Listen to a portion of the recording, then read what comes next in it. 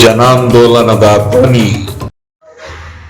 ಬೋಧಿಸತ್ವ ಬಾಬಾ ಸಾಹೇಬ್ ಅಂಬೇಡ್ಕರ್ ಅವರ ಪಾದ ಶರಣಗಳಲ್ಲಿ ನನ್ನ ಪ್ರಥಮ ಪ್ರಣಾಮಗಳನ್ನು ಸಲ್ಲಿಸಿ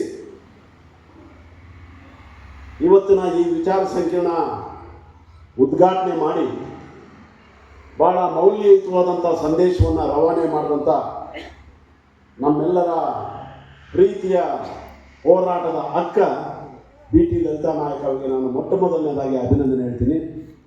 ಹಾಗೆಯೇ ಬಹಳ ಮೌಲ್ಯಯುತವಾದಂಥ ಸಂದೇಶವನ್ನು ದಲಿತ ಮುಖ್ಯಮಂತ್ರಿಯ ಇತಿಹಾಸ, ಹೋರಾಟದ ಇತಿಹಾಸ ಏನು, ಇವತ್ತು ಆಗಬೇಕಾಗಿರುವಂಥ ಅಗತ್ಯತೆ ಏನು, ಇದೆಲ್ಲದರ ಬಗ್ಗೆ ಬೆಳಕಿಸಲಿರ್ತಕ್ಕಂಥ ಪ್ರೊಫೆಸರ್ ನಾರಾಯಣ ಸ್ವಾಮಿ ಅವರಿಗೆ ಅಭಿನಂದಿಸ್ತೀನಿ. ಒಂದನ್ನು ಈ ಸಂದರ್ಭದಲ್ಲಿ ನಾವಿಲ್ಲಿ ಹೇಳಲೇಬೇಕು. ಕರ್ನಾಟಕದಲ್ಲಿ ದಲಿತ ಮುಖ್ಯಮಂತ್ರಿ ಹೋರಾಟ ಇವತ್ತಿನದಲ್ಲ. ಅದನ್ನು ಬಹಳ ಸ್ಪಷ್ಟವಾಗಿ ನಾರಾಯಣ ಸ್ವಾಮಿ ಅವರು ಹೇಳಿದ್ದಾರೆ. ಆಗಿನ ಯಾಕಾಗಿಲ್ಲ ಬಸವಲಿಂಗಪ್ಪ ಅಷ್ಟೇ ಅಲ್ಲ, ಅದಕ್ಕಿಂತ ಮೊದಲು ಅದರ ಇತಿಹಾಸವನ್ನು ಹೇಳಿದ್ರು. ಹೀಗಾಗಿ ಇವತ್ತಿನ ದಲಿತ ಮುಖ್ಯಮಂತ್ರಿ ಹೋರಾಟ ಮರುಚಾಲನೆ ಎನ್ನುವುದನ್ನು ನಾವು ಅರ್ಥ ಮಾಡ್ಕೋಬೇಕು. ಆಲ್ರೆಡಿ ಚಾಲನೆ ಆಗಿದೆ, ಅದರ ಹೋರಾಟದ ಇತಿಹಾಸ ಇದೆ ಕರ್ನಾಟಕದಲ್ಲಿ.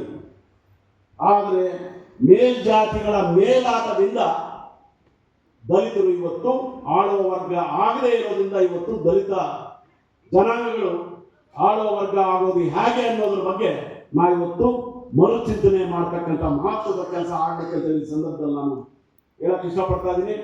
ಇಲ್ಲಿ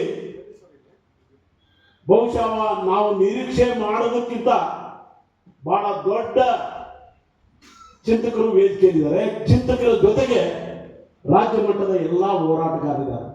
ಅಂದ್ರೆ ಚಿಂತಕರ ಚಾವಡಿ ಮೂಲಕ ನಾವು ಇವತ್ತಿನ ಆಳುವ ಪಕ್ಷಕ್ಕೆ ಏನು ಹೇಳಬೇಕು ಅನ್ನೋದನ್ನ ಎಲ್ಲರೂ ಕೂಡ ತಮ್ಮ ತಮ್ಮ ಮನಸ್ಸಲ್ಲಿ ಇವತ್ತು ಅಡಗಿಸಿಟ್ಟುಕೊಂಡಿರ್ತಕ್ಕಂಥ ವಿಷಯಗಳನ್ನು ಇವತ್ತು ತಮ್ಮ ಮುಂದೆ ಹೇಳಕ್ಕೆ ತಯಾರಾಗಿದ್ದಾರೆ.